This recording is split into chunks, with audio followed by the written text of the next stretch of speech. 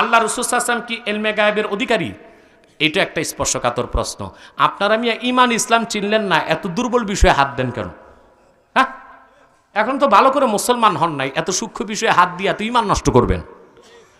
যদি আমি বলি আমরা যেই রকম গায়েব জানি না মুহাম্মদ সাল্লাল্লাহু আলাইহি ওয়াসাল্লাম ওই রকম গায়েব জানতেন না, তাহলে কাফের হয়ে যাবেন।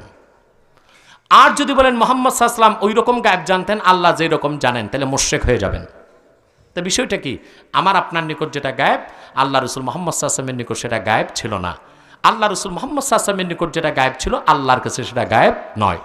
গায়েবকে মোল্লা আলী কারি মেশকাতে সরা মেরকাত প্রথম খণ্ড হাদিসে জিবরিলে দুই ভাগ করছেন। একটা গায়েবে জাতি, বিনা মাধ্যমে গায়েব জানা, এইরকম গায়েব একমাত্র আল্লাহ জানেন। আল্লাহ কোরআনে বলেছেন, কুল লা ইয়ালামু মান ফিস সামাওয়াতি ওয়াল আরদিল গায়বা ইল্লাল্লাহ। মুহাম্মদ সাল্লাল্লাহু আলাইহি ওয়াসাল্লাম আপনি বলুন, আকাশ ও জমিনে আল্লাহ ছাড়া কেউ গায়েব জানেন না, এটা গায়েবে জাতি। আবার আল্লাহ তার রাসূলের শানে বলেছেন, ওয়ামা হুয়া আলাল গায়বে বিদনিন। সুয়ুতি ব্যাখ্যা করেছেন, ওয়ামা হুয়া আলাল গায়বে বিবাখিল। আমার নবী মুহাম্মদ সাল্লাল্লাহু আলাইহি ওয়াসাল্লাম গায়েব প্রকাশে কৃপণ নন।